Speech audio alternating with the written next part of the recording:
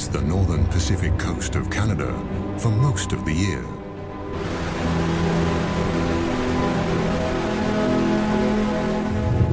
This is the Great Bear Rainforest, a forest full of mysteries and wild creatures.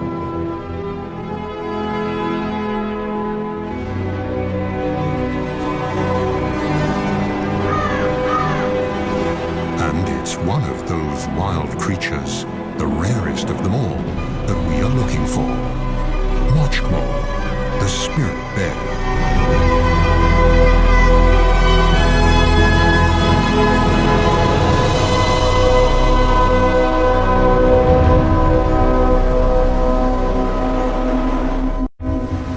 There are no roads in the Great Bear Rainforest.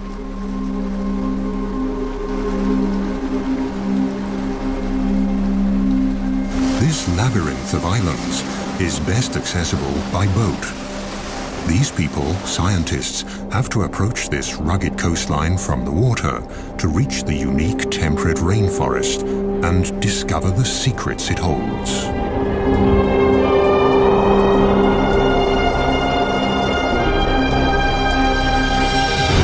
Few regions on our planet produce as much biomass as this rainforest. It's the world's largest and most productive temperate rainforest and thrives along the west coast of Canada, a vast 300-mile-long expanse of fjords and islands along the North Pacific.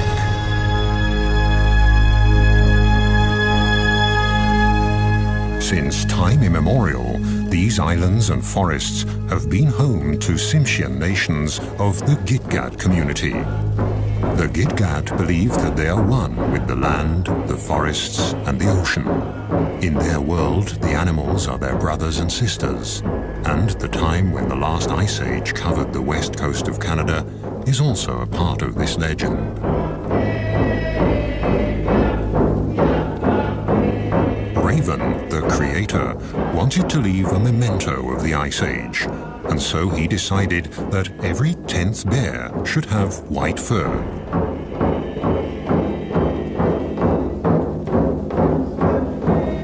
This, they say, was when the spirit bear was created, the white bear of the rainforest.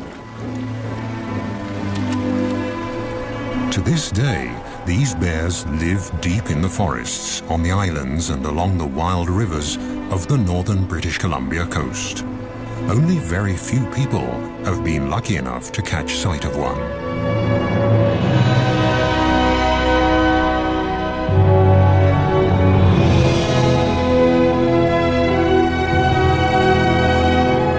Like a gigantic wall of granite, the coast mountains block the clouds that roll in from the Pacific Ocean, causing them to rise up and drop their moisture. This almost incessant precipitation is the motor that drives the rainforest. A motor that never stops and never falls silent.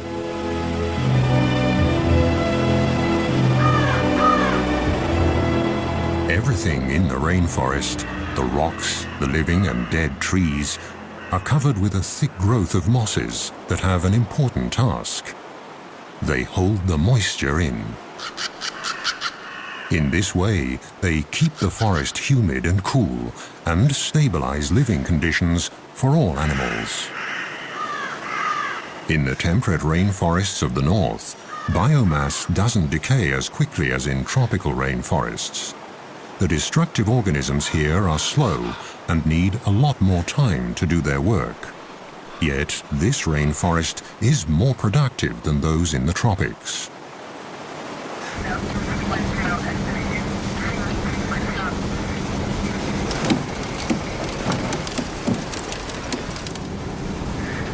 In this remote region, it isn't easy to do research or even travel at all. Very few smaller boats venture this far north along the wild, rainy coast.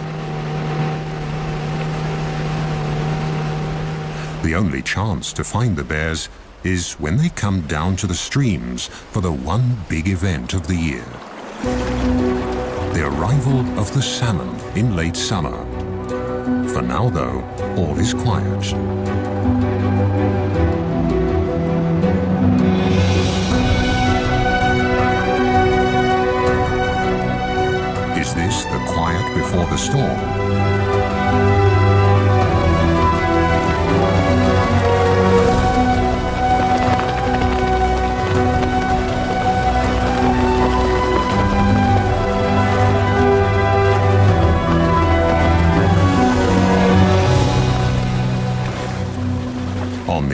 islands, the group discovers a pack of coastal wolves.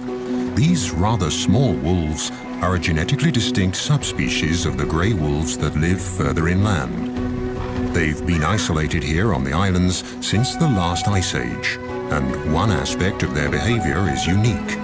They're the only wolves that feed on fish. In fact, they live on fish and beached carcasses of marine mammals.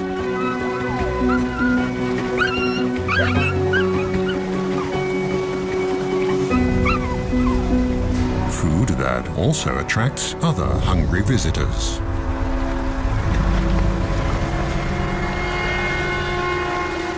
But the pups have nothing to fear from the black bear. During the spring and summer months, the bears eat berries and grass. And they move slowly to save energy, because there are not enough nutrients in the grass to help them gain weight. The river otters living on these islands have also adapted to the salt water. The bear is no threat to them either. They're quick and clever.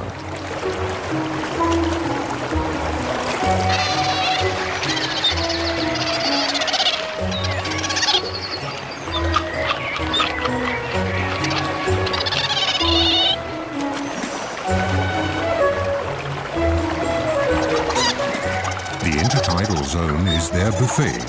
Mussels, small crabs and fish are their favorites, and they're always inquisitive explorers.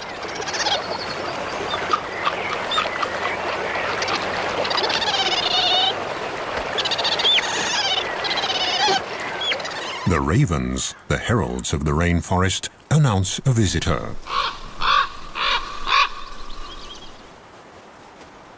Marvin Robinson is a Tsimshian guide and a member of the Gitga'at First Nation.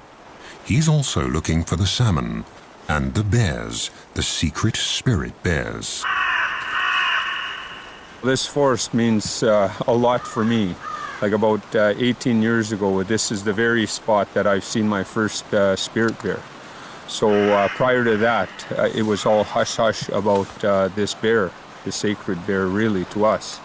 And we weren't even allowed to talk about it anytime. We were told to keep quiet. If we seen one, don't tell nobody. It was a special treat to whoever got to see one. You know, there was very few that got to see one of these rare bears. And ever since I started, we've found some really special places that we keep to ourselves.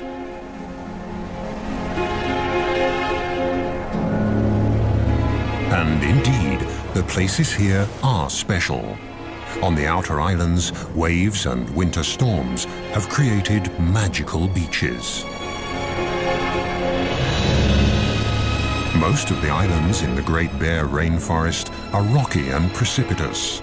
Wide estuaries and shallow coves are rare.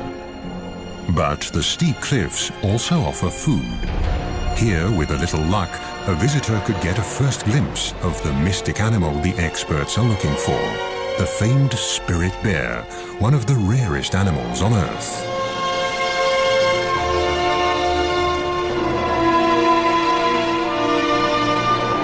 The bear's prey is glued to the rocks in the intertidal zone. Barnacles grow in the cold waters of the North Pacific, and at high tide, when they're covered with water, they look almost like animals from another world.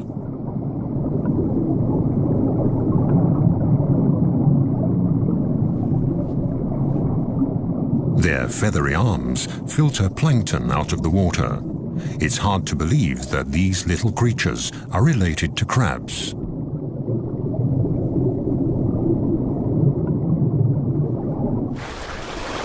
This bear's barnacle hunting shows again how important the ocean is for the nourishment of the forest dwellers.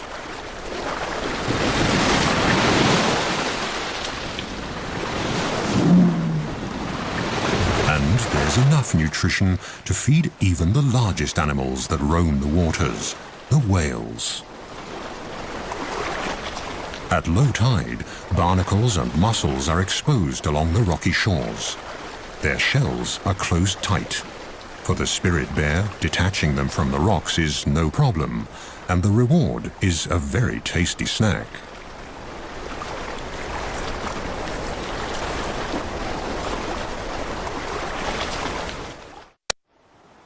of the oldest and largest trees in Canada grow here. The giant Sitka spruce, the ancient yellow and red cedars, and the hemlock. Trees that need the cool, the fog, and the rain. They are the foundation of the temperate rainforest.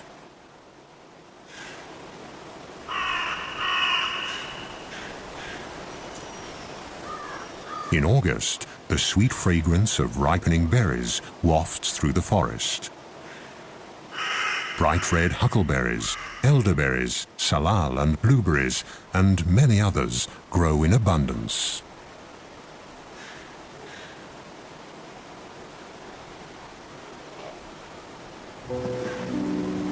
For the bears, the berries are a crucial staple to tide them over the leaner months of the summer before the salmon arrive.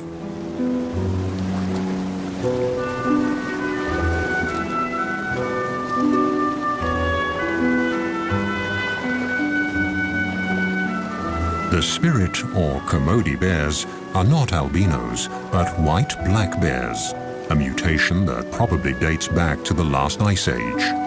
And between the rocks and the trees, white is a good camouflage. The bear's sweet tooth also helps the bushes to spread. They pass up to 400,000 seeds per day in their droppings. Thus, the plants colonize new territory.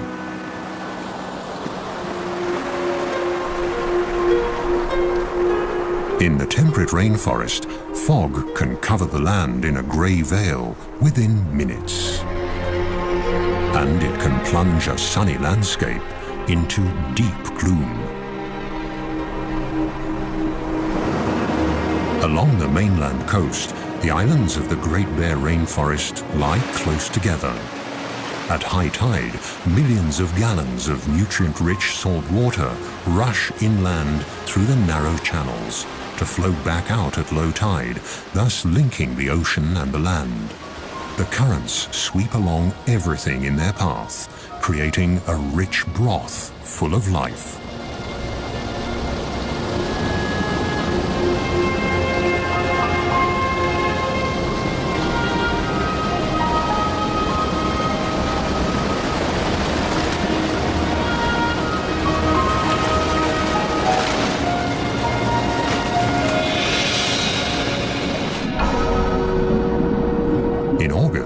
Huge schools of young fish migrate into the waters between the islands. Close behind the fish are the humpback whales. They throw nets of air bubbles to track their prey.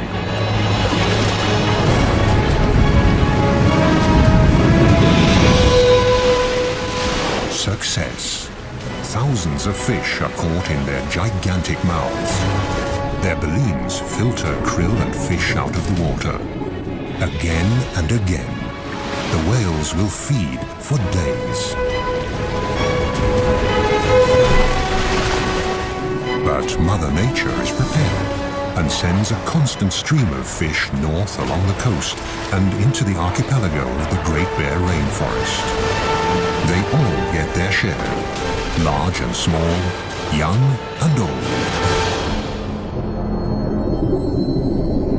This is the land of milk and honey, the Galapagos of the north. The productive zone extends far below the water. The species here are not as numerous and varied as in a tropical coral reef, but the vibrant colors and the sheer size of the underwater organisms can easily measure up to the tropics. Deeper down, among colorful mollusks and cold water corals, the ocean harbors another secret of this region, a life form from the age of the dinosaurs. A glass sponge. The intricate and beautiful structures of this 300-million-year-old organism are made of glass and very fragile. The rivers and streams of the Great Bear Rainforest wash sediment into the ocean constantly, and the nutrients slowly sink down and feed the coral. Its red branches that can thrive in this 6-degree cold water are the perfect hideout for small crabs and fish.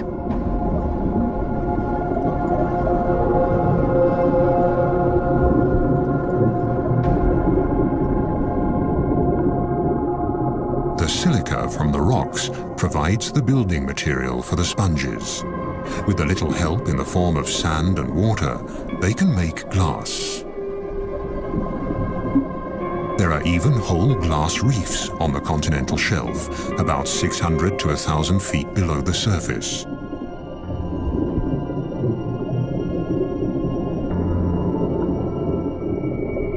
These ancient organisms build complete reefs, powered by nutrients and runoff from the rainforest. High above the reefs, a female humpback is playing with her calf. Thanks to the rich feeding grounds, the little one is growing fast.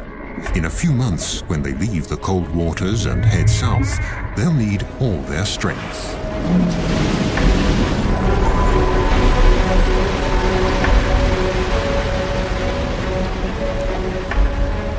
The mother breaches, a behavior that can be seen quite often here. Nevertheless, it's a spectacular show.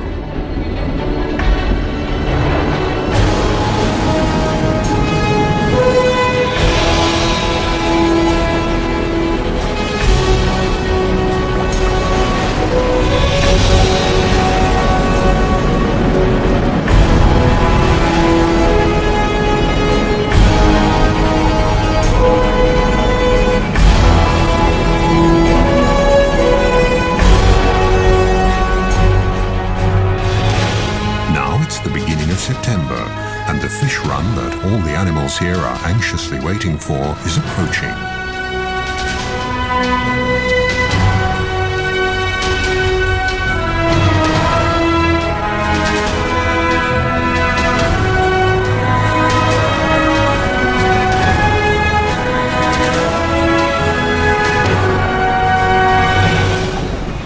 The group steers the boat west to the edge of the open ocean, where a colony of sea lions await the fish on windswept islands at a safe distance from bears and other predators.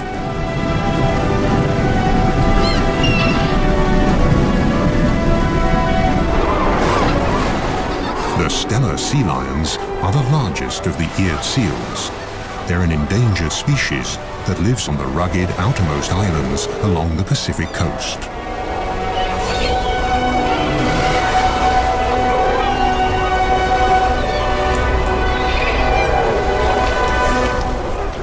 The strong, territorial males can grow to a length of more than 10 feet and weigh up to 2,500 pounds.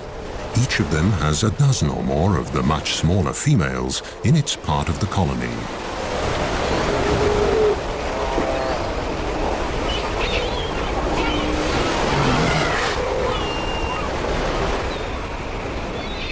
Since the 1970s, their numbers have plummeted, and scientists have yet to find out why. Overfishing of the Gulf of Alaska could be one of the reasons.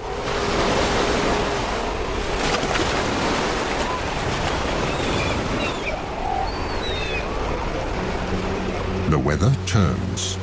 The first heavy rain of approaching autumn triggers the epic fish run. After 2 years in the ocean, the salmon are now returning to their birth streams.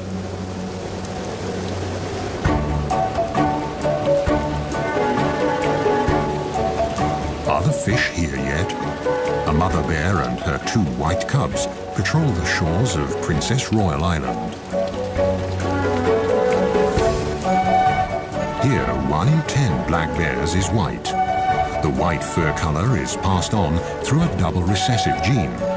White cubs will only be born if both parents carry that gene.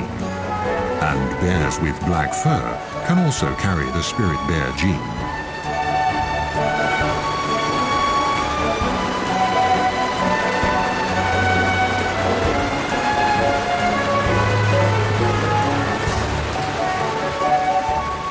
Eagles and river otters are the first to discover the approaching salmon run, which they are awaiting impatiently at the mouth of the river.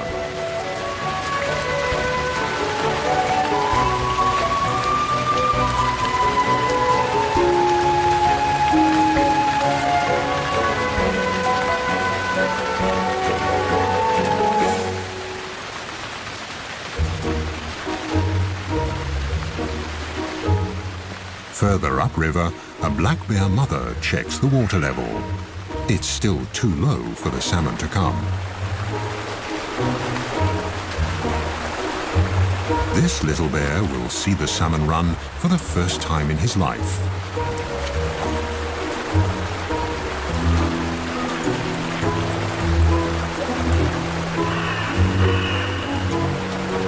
It won't be long now. It's early September, and the time has finally come for the big feast. Eagles and bears, sea lions, otters, even the trees are waiting for the arrival of the year's biggest single source of nutrition.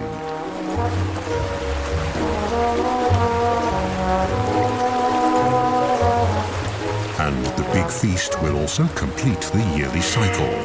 Shortly afterwards, the bears will start looking for winter dens.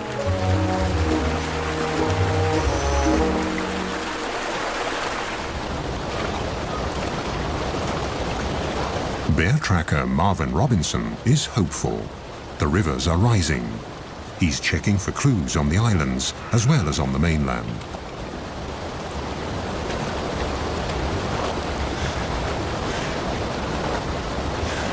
Across the channel from Princess Royal Island, a grizzly mother and her 2-year-old are also checking the waters.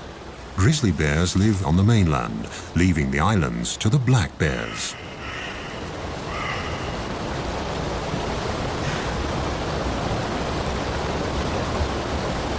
Grizzlies usually live higher up in the mountains, but for the salmon, even they descend to the estuaries along the coast. Marvin is concerned. The rains came late. He hopes the salmon run won't be affected.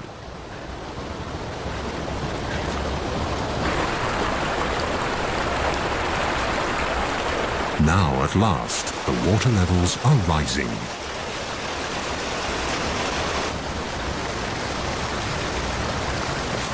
The grizzlies use the waiting time to stock up on sugar, trying to pull the last crab apples off the trees along the riverbanks.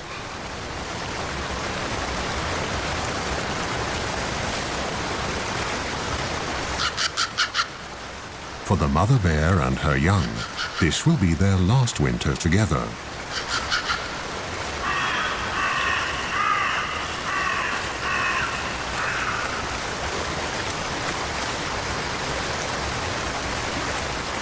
If she can fatten up enough for the winter, she'll have a new cub next spring. But if the salmon run isn't good enough, she'll reabsorb the already incubated egg in her womb during hibernation. Still no salmon, but now the autumn rains have really picked up. This region gets an incredible 4,500 millimeters of precipitation per year. That's 4 times the rainfall of a wet city like Vancouver, further south along the coast.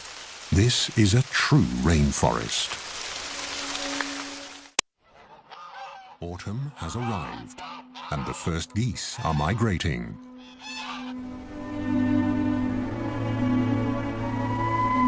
Finally, the water level in the rivers is high enough for the salmon to migrate too. They'll return to the self-same waters where they were born, among the gravel banks upstream. At 12-hour intervals, at high tide, new waves of hundreds of thousands of fish will rise in the river deltas on the coast and make their way up the streams.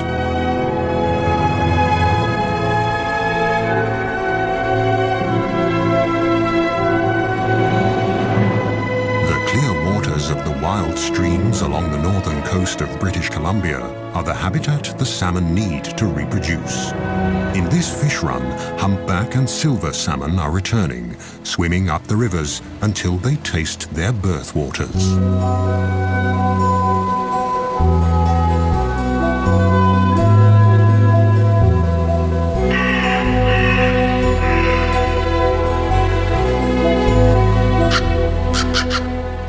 Here, the ravens, the heralds of the forests, spread the news. It takes stamina and blind determination for the fish to get to where they have to go. It's now or never. This is their only chance to reproduce. But the predators are already lining up. From the seagulls to the otters, they all want their share. For the animals of the Great Bear Rainforest, the waiting is finally over. Now it's time for fish and caviar.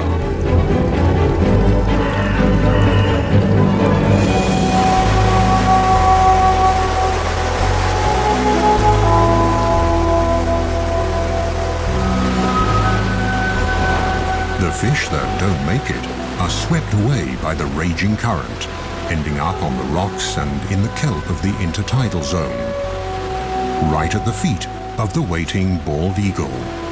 Its sharp beak is perfect for tearing up fish.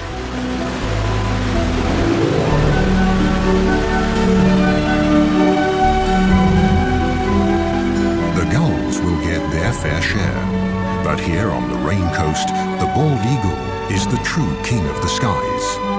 On the verge of extinction only a few decades ago, these magnificent birds have made an amazing comeback.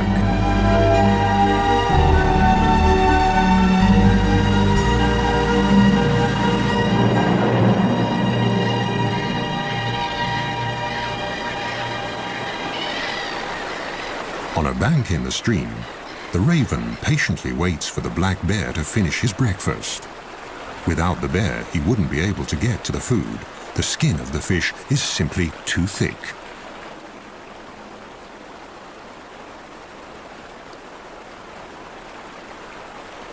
Come on, haven't you had enough yet?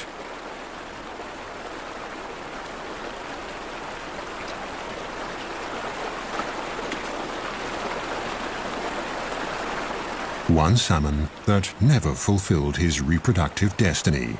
He died on the home straight. The coastal wolves are also joining in the feast. The estuaries are now full of fish.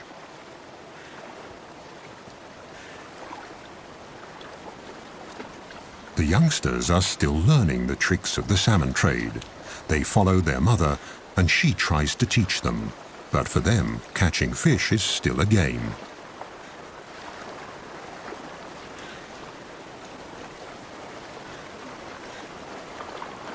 In the shallow tide pools, it's easy to see and grab the salmon, which are tired, in fact almost exhausted from their long journey.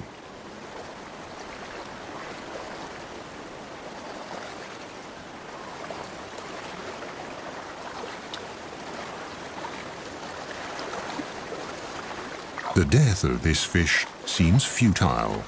There are so many of them, easy prey for the hunters. But it's not the individual fate that counts here. With their sheer numbers, the salmon feed the whole ecosystem.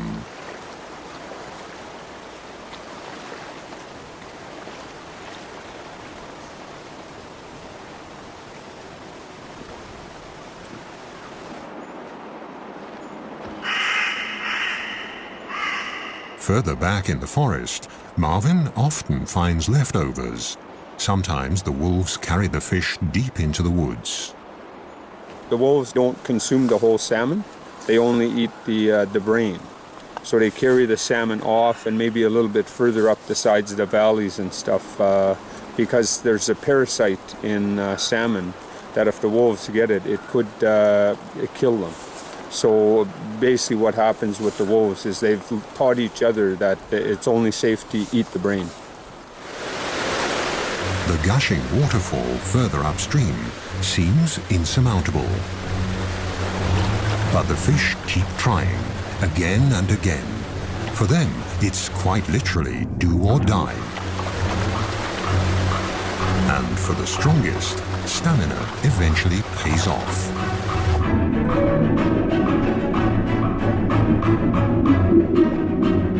This salmon was born here 3 years ago. Now it has returned to its birthplace to spawn, in perfect sync with all the others of its generation.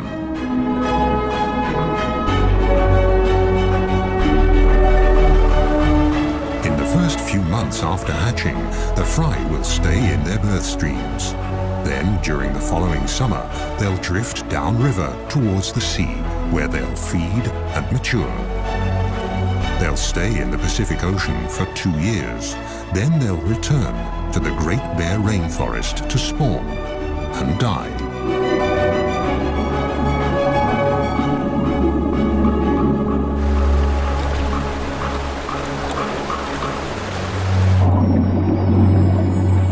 In a rush of hormones and wild abandon, the fish become oblivious to their surroundings and their predators.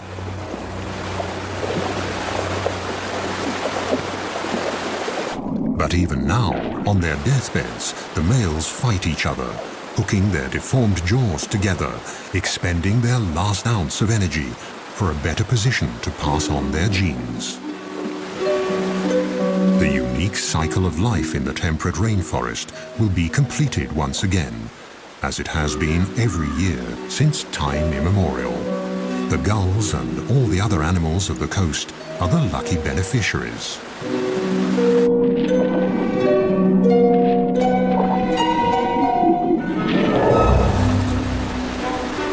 Foraging has become an easy task for the bear as well.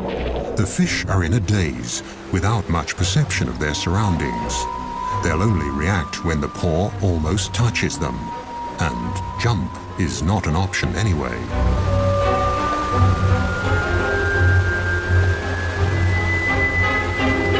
The fish look battered. The journey has taken its toll.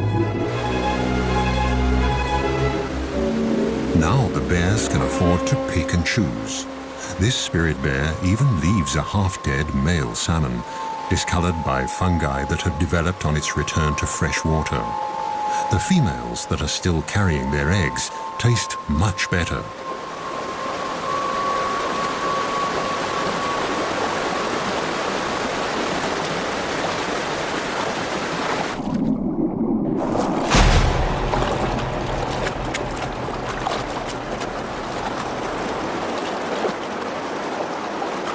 During the 10 days of this salmon run, every bear and every wolf will each carry about 1,600 fish off into the woods.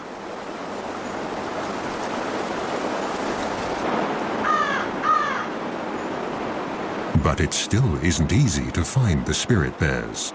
Even for experienced trackers like Marvin, who take researchers and visitors to these streams, it's a special treat to watch the white bears during the salmon run. So far, they've only seen black bears and squirrels.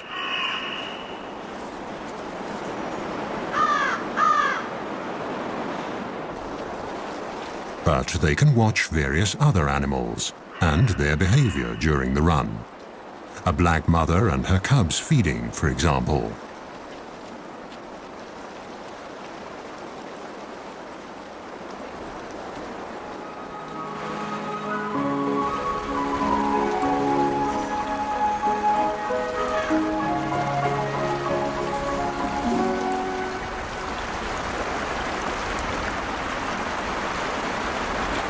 Let's see how to get to the fish.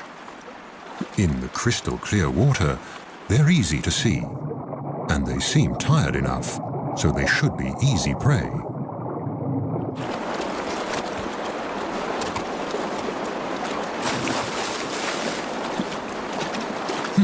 That wasn't too successful.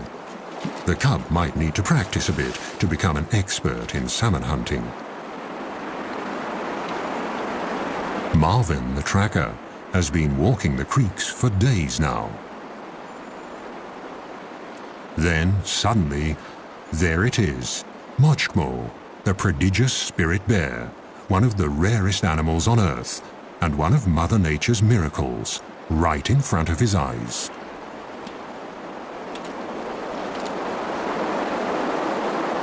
According to a scientific study, their white fur could give the Kermode bears a slight advantage in catching fish.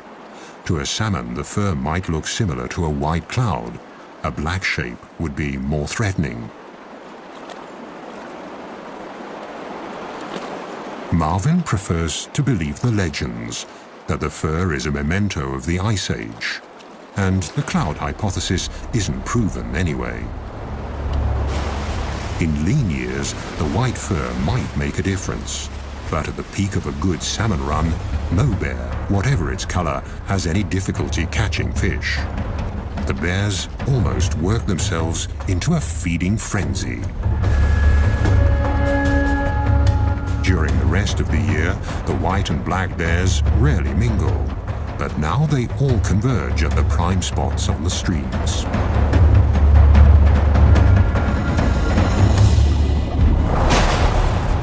Overall, the black bears seem more aggressive and wilder than their white cousins, but they're also more wary. Could it be because, unlike the white bears, they've been hunted before? But wary or not, all the bears have to come to the streams. They have to store fat for hibernation.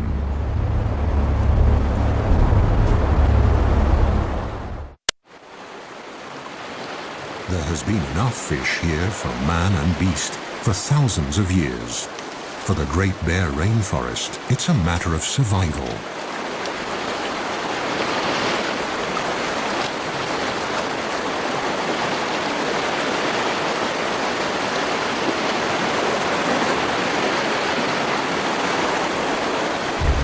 Let's hope for these young bears at their first salmon run that the future will hold the same life for them as the present.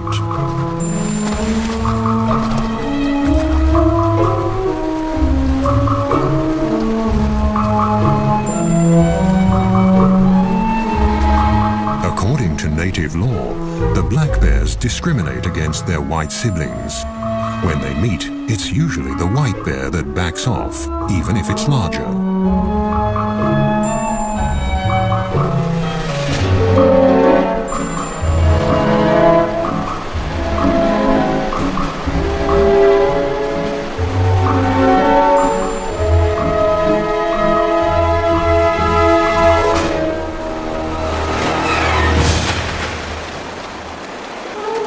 One last fish for the road should be all right.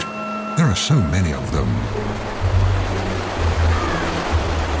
But the envious competitor is watching, and so the spirit bear withdraws.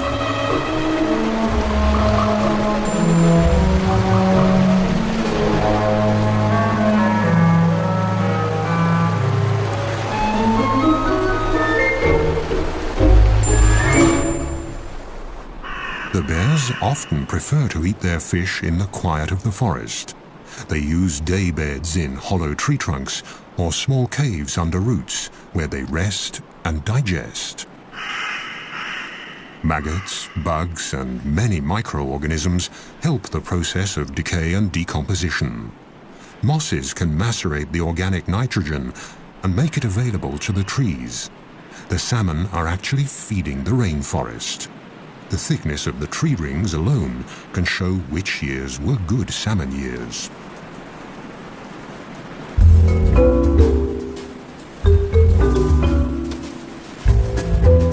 Just a few weeks later, autumn sets in. The salmon run is over, but the forest and its animals have gathered crucial reserves and strength for the winter. Now it's time for some of the smaller ones to stash away seeds and other winter provisions.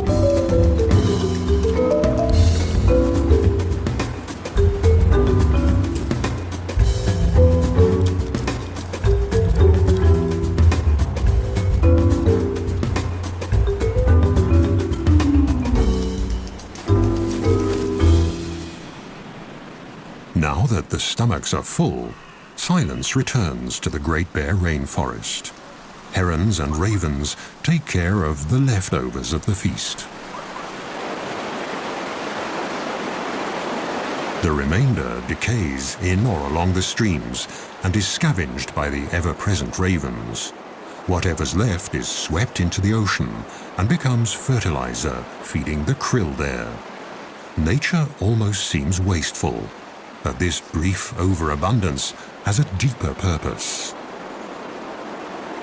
The carcasses pass nutrients on into the water. This is their last gift to a new generation of salmon. Thus, the end of one fish run lays the foundation for the next. The parents make the ultimate sacrifice for the sake of their offspring. This cycle, already many thousands of years old, is the motor that drives the entire ecosystem of the temperate rainforest along Canada's northern Pacific coast. But it's not just the motor that makes a system function. Only if all the individual parts are in place, and in the right place, will the rare and special life forms along this coast survive. This is the insight the experts have come to on their way back from the expedition.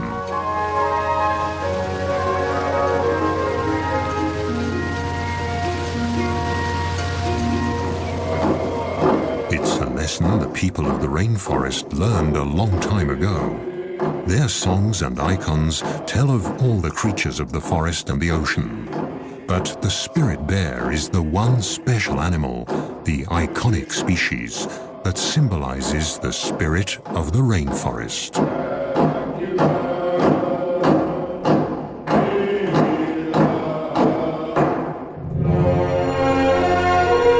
The freshwater streams and the mountains, the forest and the ocean, the winds, the plants and the animals, they all had to play their parts just right so that this temperate rainforest of Canada's northern Pacific coast could develop over thousands of years.